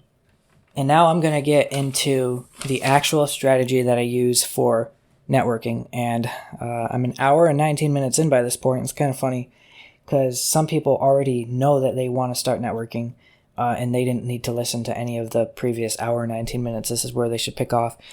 Too bad for you. I don't have minute and second chapters in my episodes where you can just click and get taken to it, because I don't care enough about this podcast to put that much effort into it. Sorry, I care enough to make pretty nice artwork, and that's about it. Have a nice microphone, but other than that, you get what you get, and you had to listen to this up until this point in order to get here without knowing when I was going to start talking about the real stuff. So now we're talking about the real stuff. What I use when I network. LinkedIn, you got to have LinkedIn Premium. I'm sorry, but if you want to do this at any big scale, now, if you're one of those people, you're going to stay in a small town your whole life and you're going to stick in one industry. You're not going to own real estate, any of that stuff. You don't need 18 lawyers, whatever. Then maybe you don't need LinkedIn Premium, especially if you're going to do this over a longer period of time. Problem is with LinkedIn, the not premium version, you can only look at so many profiles before you can't look at any more, basically. Or it's about the search function. It's not about looking at profiles. It's about the search function. But the search function, you need the search function. So if you're going to go intense like I am, you need LinkedIn Premium. It's $40 a month. $40 a month. And then there's also a CRM platform you're going to need. Do you need it? No. I extremely highly recommend it. It's called Dex. DEX, $20 a month. $12 a month if you pay annually. Like I said, this is something that I only plan. Well, actually, let me take that back. Yes, $12 a month if you pay annually. I'm going to have this probably for the rest of my life. That's an over-exaggeration because of how quickly technology is advancing. But I will be using Dex for the foreseeable future. I don't plan on getting rid of it. I plan on paying that subscription indefinitely because it's a CRM platform. So that stands for Customer Relationship Management. Now, in this case, these aren't customers, and Dex is actually built specifically for contacts, not customers, which is why I love it so much. HubSpot is like a CRM platform. There are a lot of CRM platforms out there. What's the other one? Salesforce? That's CRM, I think. I'm sure everybody has heard of Salesforce by now. And basically, the idea is to keep track of your customers, know where in the process they are, how likely each specific customer is to buy a product from you, what products they're interested in, how many times you've reached out to them, when you've reached out to them, how much money they have, what their demographics are, age, gender, income, education, all that shit. Your goal in a CRM platform is to be able to sift out which customers are the most likely to buy your products and really draw money out of those customers. That's the idea of a CRM manager platform, is so that none of your potential customers slip through the cracks. In the same way, a CRM platform can be used for contacts, but I went and I found one that's specifically meant for just contacts in general as opposed to customers, and it's called Dex. The website is getdex.com, getdex.com. And I do recommend this because this is what I use personally. And the reason I use ChatGPT to kind of list me a number of different alternatives for what to use here. And it gave me a couple of bullshit answers before I ended up giving it feedback enough to where it gave me some good answers. And this was the first alternative, or the first option that it gave me, like the third or fourth response. And I clicked on it, and I was looking through all the features and stuff of the website. And when I got to the map was when I said, okay, I'm signing up, because I've actually been looking for a map to map out my contact locations for months at this point. And finally, I'm able to do that with this. It's too bad that this is an audio only podcast and I can't share my screen or anything, but this is then again, for sake of all my contacts not wanting me to share their locations, it's probably a good thing I can't share my screen. But this map is a very interesting, it is very useful, because when you're traveling, right, and maybe this is more for me and other people that actually do intend traveling a lot, but you travel to a new city and you just go to this map and you say, okay, who is in the city that's on my LinkedIn connections that I want to maybe build a little bit more of a relationship with? And you see, okay, these are the 5 people that are in my city. I'm going to make, a quick meeting with maybe 3 of them separately, just coffee or something, and get to know these people a little better, and just there, done. Very simple. It's a very visual way of doing it. And the map, I can't, okay, if you know me very well, I am obsessed with maps and all sorts of different phases and types and everything. So I could probably go on all day about this map, but I'm not going to, because I want to spare you the pain of having to listen to me talk about a map for more than 5 minutes. So the other really good part about this, there's a couple. The other one is groups. So basically, consider this tags. Now, there's also another feature called tags, but it's basically useless in my opinion. I use groups as the tags, because you can assign multiple groups to one contact. So you go into so these are examples of groups that I have. I have existing and I have forced. Now, these are two different categories. Existing are basically people that I met involuntarily, whether they're coworkers, classmates, teachers, family members, etc. One reason or another, I did not intentionally go out of my way to meet people, and these people just kind of popped in my life. And then I have forced. And by the way, I have subcategories here, which are all the ones I've mentioned: classmates, clients, coworkers, employees, family, all those things. Those are subcategories, subgroups. And then I have forced. And then I have different sources where I went on and I specifically went out of my way to meet new people. And there's like 7 of them. I'm not going to go through all of them, but one of them is LinkedIn. And then I have a couple other categories there. I'm not going to go too deep into it, but basically the groups are very good. They're the feature that makes it possible for you to categorize all your contacts based on the characteristics that are unique to each of them, whether it's skills or anything else. Then there's also a feature that basically reminds you when to reach out to some of your contacts based on how frequently you want to keep in contact with them. There are options for weekly, bi-weekly, monthly, every 3 months, every 6 months, and every year. And there might even be daily. I don't know. I don't think so. That would be dumb, because you wouldn't need a reminder. You just remember every day, I think. But those are kind of your options, and you can set it for each contact, and it automatically reminds you. So that's my CRM platform. And if you are dealing with more than, 200 people, I really think you should have that. But that's my opinion. Some people aren't as organized as me. Some people just kind of wing it. And that's up to you. But the thing is, it's about not letting people slip through the cracks. And if you're going out there and putting all this work into making new LinkedIn connections and talking with people on LinkedIn, I think the least you can do, at least for the sake of what's the phrase I'm looking for? Honoring your own time and effort, is to not let locations that you worked so hard to get. Did I say locations? It's because I'm looking at the map still. That's why. To not let connections that you worked so hard to get slip through the cracks, because that's just a waste of your own time. And that's what this platform really does. Is this platform doesn't help you get the connections. It helps you manage them, track them, organize them, and keep them, and optimize them. And that's your connections. Making connections does nothing for you. It's utilizing them that helps you down the road. And that's what this platform, what this CRM software helps you do. So I highly recommend that. Enough on the software. So now I'm gonna talk. I'm gonna start talking a little bit about how I make the connections on LinkedIn. So people recommend doing different things. Some people recommend sending a note with every LinkedIn invitation that you send, and I don't recommend doing that. And here's the thing: there's a top of a funnel and there's a bottom of a funnel. Think about one of those funnels you pour like olive oil into, or oil when you change the oil on your car. The top is really big, the bottom is really small. Basically, you pour a lot of people go on the top, but only a couple people go out of the bottom. In this case, every single LinkedIn invitation that you send is basically the top of the funnel. And at the bottom of the funnel are the high quality connections that you get out at the bottom. And in my experience, it's 3%.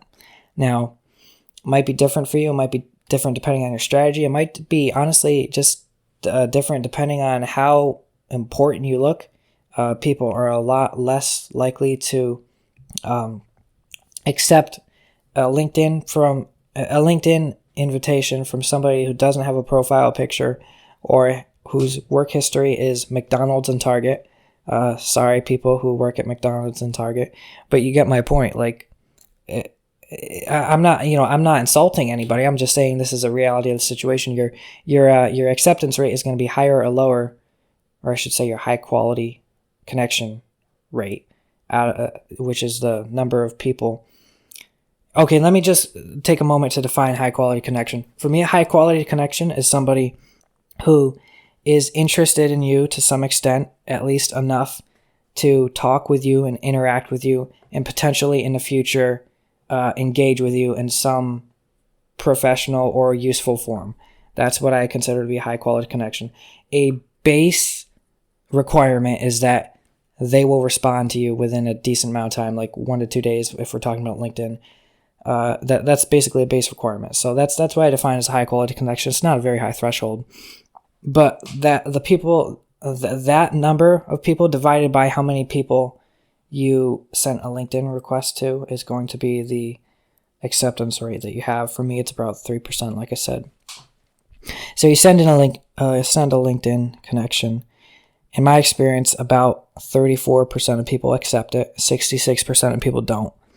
You send your first message. Now, for me, I used to put a ton of time into crafting individual messages for each people, and it was just a waste of time because 66% of your time that you spend crafting individual thoughtful messages to these people, they're just going to ignore anyway. So what's the point in you putting the time in? So and this was after I got rid of my smartphone and had more time to myself just to think, came up with a brilliant idea of, after I connect with these people, for every single one, just saying, let's say their name is Jack. Hi, Jack. Thanks for accepting. Hi, Jack. Thanks for accepting. Hi, Emily. Thanks for accepting. Right? I do that for every single person. And that does a couple things. Number one, it's very simple. And if they are someone who was ever going to respond to anything you said anyway, chances are they'll respond to that, usually. There are some exceptions to that. It's possible that, that message will only get you a, 32% accept or 32% response rate as opposed to sorry, I'm on the wrong number. Yeah, as opposed to a 36% response rate, because I didn't get there yet, but 36% is typically my response rate. But that said, even with that little bit of difference, right, you could take all the time that you would have put into that other 64% or whatever people that didn't respond, all the time you spent in crafting that personalized message, and put that time into just bulk sending a bunch of more LinkedIn connection requests, and the time is more efficiently spent. So if they were going to respond to anything you said anyway, chances are they will respond to you saying, thanks for accepting, okay? In addition to that, if you craft a personalized connection, usually I found the thing that most people will respond to is a compliment followed by a question of interest. Simple compliment followed by a question of interest.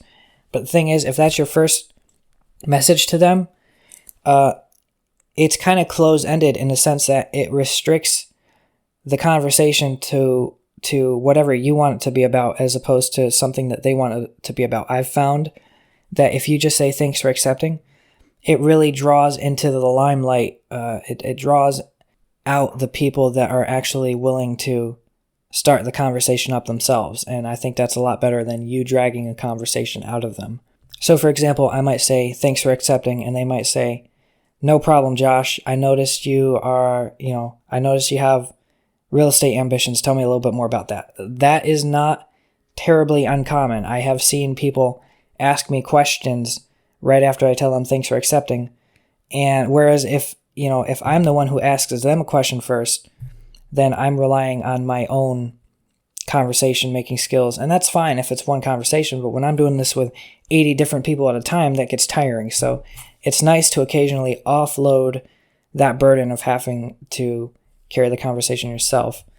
And I think this initial message kind of does that in the instances where they actually kind of start up the conversation after saying, you're welcome for accepting the LinkedIn invitation. Now, these are tiny, tiny little, you might even consider them mundane points that I seem to be making a big deal about. in terms of what the messages are and stuff. But keep in mind, when we're talking about numbers like 1,800 and shit, all these little details multiplied by a number like that equals literally hours of time. So this stuff does matter. Generally speaking, after you get a conversation going with somebody, which means after both of you have responded, 2 or 3 times, it's unlikely that the conversation will fade out. Those are the people, let me clarify what I mean by fade out. It's unlikely that they will suddenly stop responding to you unless you say something that's really stupid. Usually I don't think I do that. But yeah, from my experience, usually, and it's just from a psychological standpoint, someone will feel like an asshole if they have a conversation with you and then they just stop talking with you. They'll make them feel bad. So usually, if no other reason than that, than them trying to seem like a decent person, they will continue a conversation with you once they start it. And that does work in your favor. And also, you can't take stuff personally because nobody knows you, right? If people don't want to talk to you, and all these people that don't accept your connection requests and don't respond to your messages, there are a lot of people that will look at your message. It'll be on red, like on red. They'll read it and they won't respond to it. And it's hard. Okay, I won't say it's hard. It's not hard for me, but I can see it being hard for other people to get affected by that negatively and be like, oh, what's wrong with my profile to where people aren't even responding to me? And you just gotta come to terms with the fact that nobody cares about you, and it's not because there's anything wrong with you. It's just because everybody, like I said before, is the main character in their own movie, and they have other things to worry about besides you. But those are the majority. The minority are the people that you're going for, which is going to be, the 3%. Those are the people. It's like 30% of the invitations actually accept, and then out of them, another 30% of the people that accept your LinkedIn invitations actually respond to your first message. And then out of the people that respond, like 50, honestly, I've noticed it to be like 50-50 actually engage. Honestly, that number was taken early on. I think it's higher than that. It's probably like 65 to 70% of the people that respond to your first message continue responding. And then out of those people, a very large percentage, like I already said, once there's already 2 or 3 texts in a thread, will continue responding. And those are the people, once you boil it down, we're talking about the people coming out of the bottom of the funnel, right? It's like 3% in my experience. Those are the people that you want to shoot for. Everybody else is just a means to an end. And I actually do an interesting thing here. So, and you don't have to do this, but this is what I do. And I don't know if you want to call it because of ego. It probably is exclusively because of ego. But if I connect with you and then I send you a text and you don't respond to me, you're not going to stay in my LinkedIn connection. What the fuck is the point of me having a LinkedIn, any sort of connection, if you're just going to sit there and not respond to my text? So, for the people, and I've had a couple different ways of doing this. But this is the way that I've settled on. If I text, I shouldn't use the word text. If I send somebody a LinkedIn invitation, they accept it, and I send them a message and they don't respond to it, at one point, I would send them a second message, and eventually I just stopped doing that altogether. But either way, regardless of the second message or not, if I send them one message and they see it, that's the specific thing, and they read it, and like 5-6 days goes by and they don't respond to it, not only do I remove them as a connection, but I also block them. That way I don't accidentally re-request or resend them a new invitation, right? Resend a new invitation, because that just gets weird if you block somebody and then send them a new invitation. They're like, what? Why is it? What? Like, how did he even get disconnected? So yeah, I just block them. Not even because I'm mad at the person. I just block them so I don't accidentally reconnect with them. That's all. Because, if you're trying to connect with 1,800 people like I am, you are obviously moving very quickly, and a lot of times you don't remember names and everything, and especially people that change your profile pictures and stuff. It would be, it's just something I don't want to have to worry about accidentally removing as a connection just to reconnect. And again, the reason I even remove them as a connection in the first place is just because you don't get to leech off of my network, so to speak, which is the main reason a lot of people accept and make connections is just for their quote unquote, both the count on their network, like up until it gets to the 500 plus, but also so they can see more people. But like you don't get to enjoy the benefits of being connected to me if you don't even respond to my message. I'm sorry, bye. It's not how it works for me. So moving on to the next point. Once you do get into a conversation with people, there are 14, and these are the categories that I've came up with, 14 essential different types of messages or different purposes of a sentence. And I'm just going to read through them. I'm not even going to explain them. They're pretty self-explanatory, but these are the different ways I've categorized it.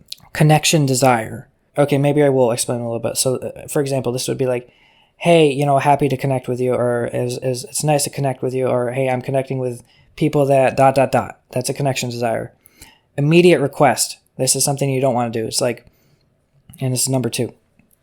Like as soon as you connect with them, be like, hey, I see you're working at this company. Would you be able to pass my resume along to blah, blah, blah? That's an immediate request. Usually you don't want to do that. Opportunity offer. And now there's a distinction between this and a sales pitch. I'll get to that. Opportunity offer is something like, hey, I have an open job here. That would kind of be an opportunity offer. Or, hey, I'm trying to find somebody to give this Buffalo Bills ticket to, and, I'm not a Bills fan, but I won this raffle, and so I'm trying to give it to somebody else. I don't really care that much to go. Would you like it? That's an opportunity offer. Number 4, advice request. Hey, I'm moving out to this city, and I was thinking about moving to this area, but I don't know how it is. How's the traffic? How's the weather? This type of thing. That's an advice request. Number 5, potential customer. You're reaching out to a business consultant. Hey, what types of services do you offer specifically? That's you posing as a potential customer. They are responding to you with the assumption that if they give you more information about what services they provide, you are possibly going to buy those services from them, whether or not you actually intend to. Number 6 is a simple compliment. Let me think of an example here. I like the way. What's a good example? Because this is the one that's honestly most effective. A lot of people. And honestly, a lot of times you can make a simple compliment out of something that isn't really even easily complimentable. I don't know. Let me go to a LinkedIn profile real quick. Okay, so here's a good example. This guy, I connected with him, and he's one of the people that has responded and whatnot. He's a analyst at the U.S. Department of State. He has a long military background and stuff. I basically just made a comment as to how it's impressive that his career history is like very challenging, and he seems inclined towards challenging roles and stuff. And like I worded it in a way that made it seem like a compliment. So there's an example. And that's not really much of a compliment, but you get the idea. Number 7, shared topic discussions. So there's this one kid, he was at UB, he's into AI, and I reached out and I asked him his opinion on some AI topic that I'm interested in and that I figured he would also be interested in. And it's a shared topic discussion because I'm not asking him questions about him himself. I'm asking his opinions of third-party things. Number 8 is question of interest. So how long have you been working at blank? Which, by the way, is a dumb question because you can see those dates on their profile. So don't ask people that. But what's another good example of question of interest? What makes you like doing this? Or why do you like being in this club? Let's say they're in a club at college. Or, I don't know, something about them personally. And you're asking about them. You're showing interest in that person specifically. 9 is a value sales pitch. Stay away from that at all costs. So a good example is, now that's the type of thing that will make people not text you back, not respond to you. But if you're doing this for the reason of connecting, then you shouldn't really have this problem. It's usually the people that are sending invitations and messages for the purpose of selling that have this problem. So if you say, hey, I have this, I have this product you might like, or I have this service you might like. Would you like to have a 5-minute phone call and we can discuss it further? You get those all the time. Nobody responds to those, and they won't respond to them if you send them either, so don't do that. Number 10 is assistance offer. So, hey, I noticed you just started in property management. I have a little bit of experience in it. If you ever need any help with that, let me know. I would be happy to help you out. In my experience, it doesn't really get received too well because it's a little condescending and kind of automatically implies that you think you know more than they do.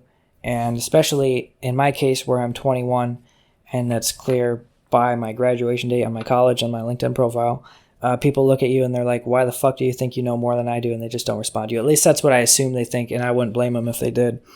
Number 11 is restatement of fact. So, for example, I see you worked at this company for whatever period of time, and then you go on to the next sentence. Like I said, these describe sentences.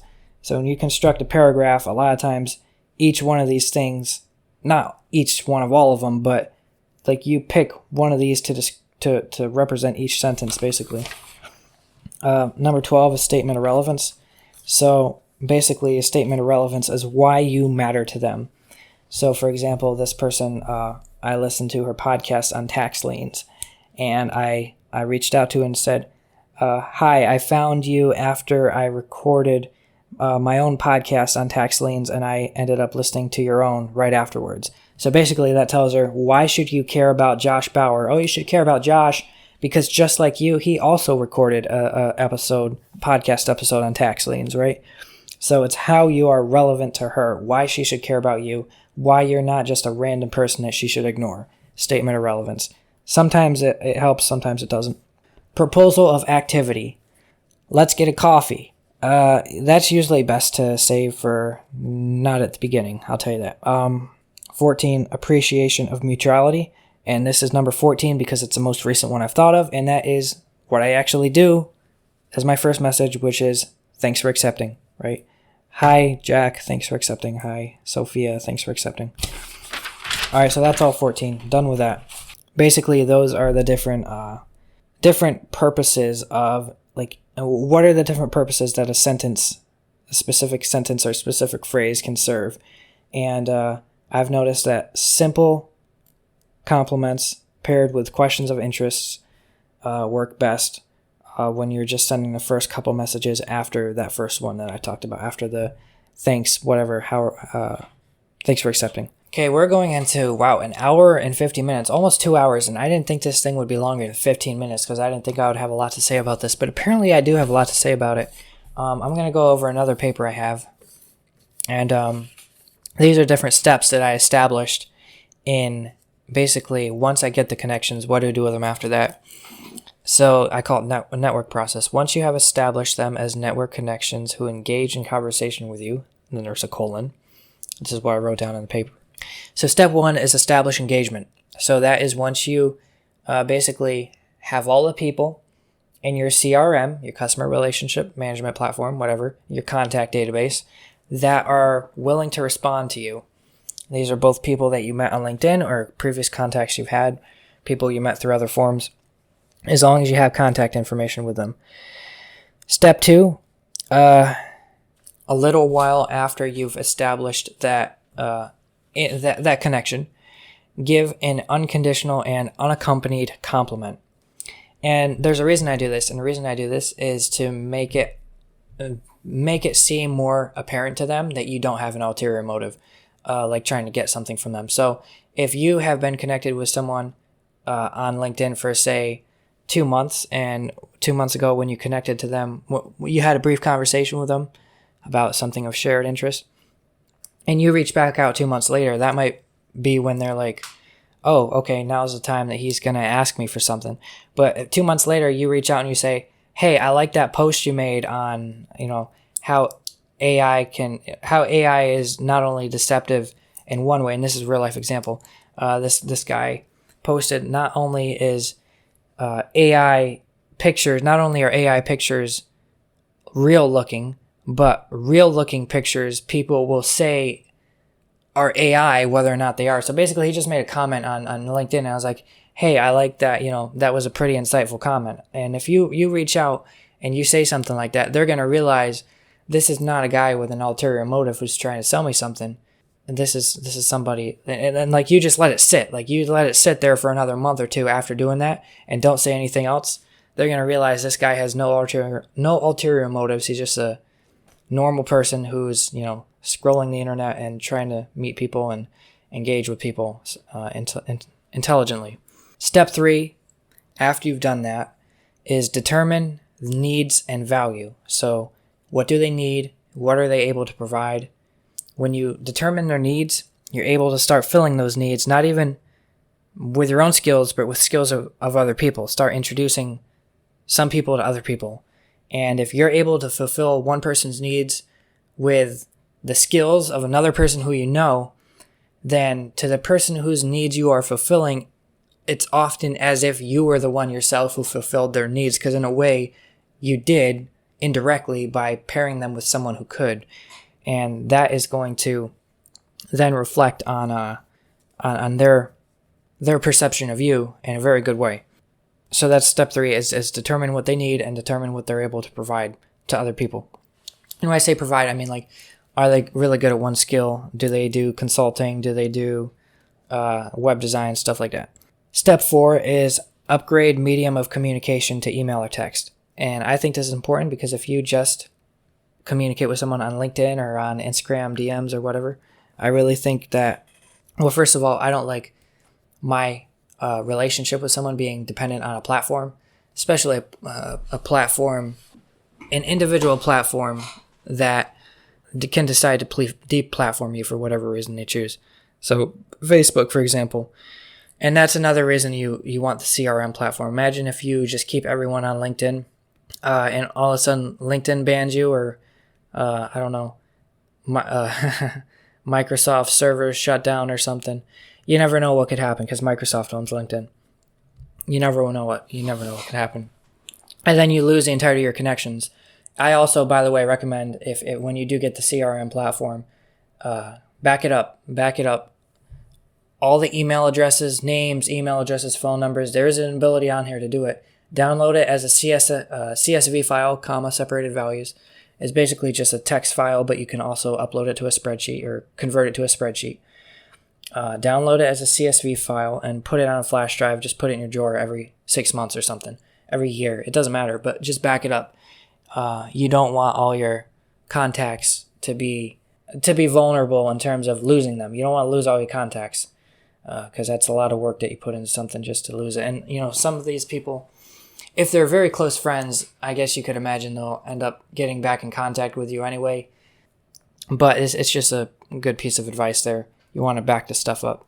Now, upgrading the medium of communication, it's not just about retaining contact with them absent the social media platform. It's not just about the control of the social media platform. It's also about really progressing that relationship to the next step. Because if you move them to a separate or a different mode of communication, it's going to feel now like you're not just that LinkedIn connection. You are actually now a contact to them.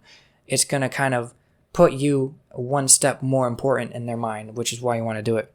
Step 5, offer an introduction that provides value. So I actually just did that for the first time today. There's this person who was looking for an internship in a specific topic, and I found somebody else who ironically was trying to sell me on financial advising because I have a business, and he looked it up and he found that, and I said, no, I don't need financial advising. And like 3 months later, I was like, hey, I still don't need financial advising, but do you have any internships available? And he's like, yeah, we actually do. And it's like, oh, that's perfect. And so I hooked up these two guys, one offering an internship, the other one wanting one. And when you do this, what it does, as I was saying before, A, both in an altruistic sense, it fills somebody's need, and then B, that in terms of both of those people, it reflects very well on you. So if that's something you're able to do, that's something that's really going to increase others' perception of your ability to provide value, even though it's not you yourself providing the value. And when you do that, they are going to consider you as more important. And when you fulfill their needs like that, they're going to want to return the favor and do something for you. And then when you have something that either you need or want, or when they have an opportunity, they're more likely to think of you first because you helped them in a certain way in the past. And then step 6 is for me, and keep in mind, these are not some things I'm getting off the internet. These are all things that I have made myself, right? Step 6 is ask to meet over a shared hobby, project, or topic. So this is where you want to take a theoretical internet connection and turn it into a real life person that you actually meet in real life. And I don't even think I need to go into how that progresses a relationship, because I feel like that's obvious. Step 7 is re-upgrade the medium of communication to text or calling. So if this is a person that, before you only emailed or text them, like let's say before you only emailed them, try after that meetup, try getting their phone number. If you, before you only texted them and emailed them, whatever, after the meetup, you guys met each other, you're kind of at a new level of having a closer relationship and a closer understanding of each other, try calling them. Just upgrade, I guess, and honestly, the best word is the intimacy of the relationship, although I don't really think it's fitting, again, because it's not in a romantic context, but that's the best word that comes to mind. Like you want to increase the intimacy of the relationship more and more until you guys are far past the place of just a theoretical internet connection that you are not able to really do anything significant with. And then step 8, and I did this in capital letters, is anything you want with 3 exclamation marks. Basically, once you get to this point, this is the type of person, and I have a couple friends like this, and I didn't meet them on LinkedIn. These are friends that I met in person, to be fair. But over time, we've gotten to know each other, and we are in that anything you want phase of our relationship where things come out of left field and right field, and there are all kinds of weird requests and weird topics that we talk about. But it's basically that type of friendship. And actually, one of them I did meet online, and he lives in the UK. I've never met him in person. And we talk about all kinds of weird things. But we're close enough in terms of friendship that it's not awkward at all or weird at all to talk about almost anything. We talk about almost anything. And if you can get to that point with someone, then that's a very significant accomplishment that you've reached. And if you can get to that point, and I don't even know that it's possible mentally on you to reach that point with a whole lot of people, because you have to to some extent, you do have to keep that up. And if you have, a life, then you can't keep up conversing with all these people to such an extent that you develop that close of a relationship with everyone. I don't know how many people you can develop that with. Obviously, it depends on what else you have going, and I have a full-time job, all that stuff. You run a business, you run multiple businesses, but if you can develop that type of relationship with a whole bunch of people, that's the type of thing where if for some reason you end up in jail, you're out you're out within a couple hours. You know what I'm saying? It's not one of those situations where you don't have anybody to call. So that's basically just a metaphor to say that you're set for life in terms of contacts and in terms of people that are there for you. And again, it's a reciprocal responsibility. Like if you do develop that type of connection with someone, you're in some sense morally obligated to do for them what you would expect them to do for you. And it's not just out of obligation. Like when I say obligation, I'm talking to like people listening to this podcast, and in case there's anybody that's abnormally selfish and just trying to get out what they can. But when I'm talking about myself, it's more of a desire. Like these people that I have this type of relationship with, if something happened, I would be there as quickly as I could be. And I think that most people are like that.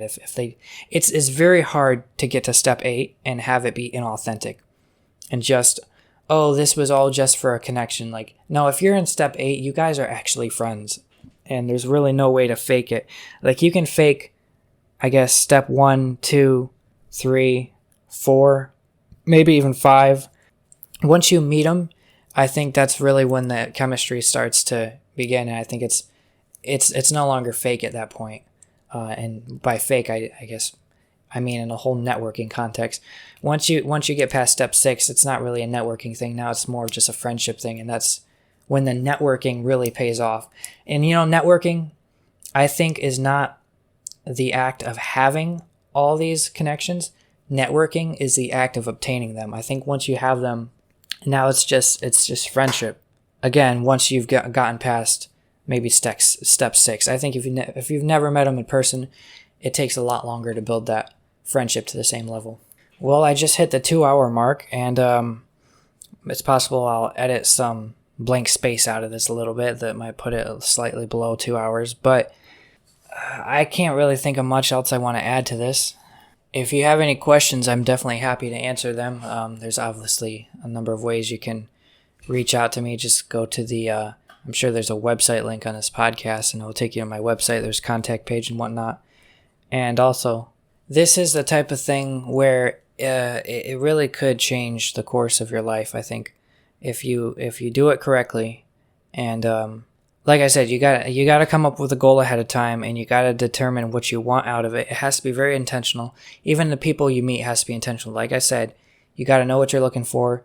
You gotta know the aspects of people, and it's not always a guaranteed way of predicting, but look at the statistics, look at the trends. Like, people that go to this college tend to do this. People that, look for entrepreneur, look for 3D printing, whatever, even it could be mutual hobbies. And I'd even get to things outside of LinkedIn, but you could use Facebook for this. Twitter's a little harder because so many people on Twitter don't even have profile pictures. They don't have their names on there. It's harder if you're on Twitter, but Facebook is another decent way to do it.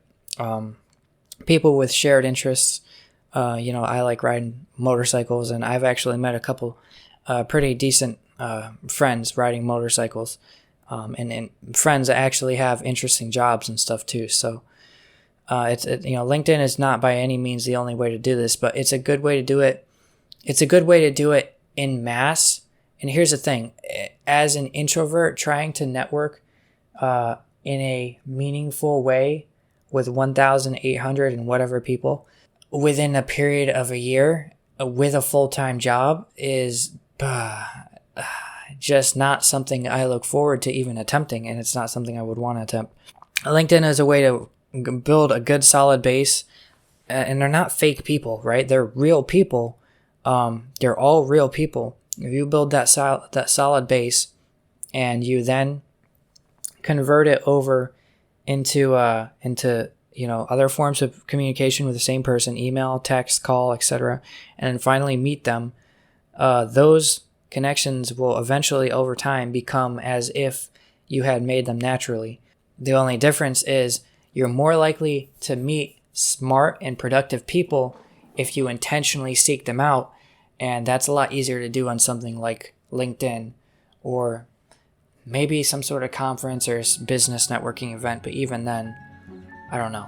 Also, the good thing about someplace like LinkedIn over Facebook is that people on LinkedIn are actively looking to connect with other people. That's kind of why they're there in the first place. My voice is starting to get a little shot, and I'm also getting tired. So I am definitely done with this episode. I will see you in the next one. Good night.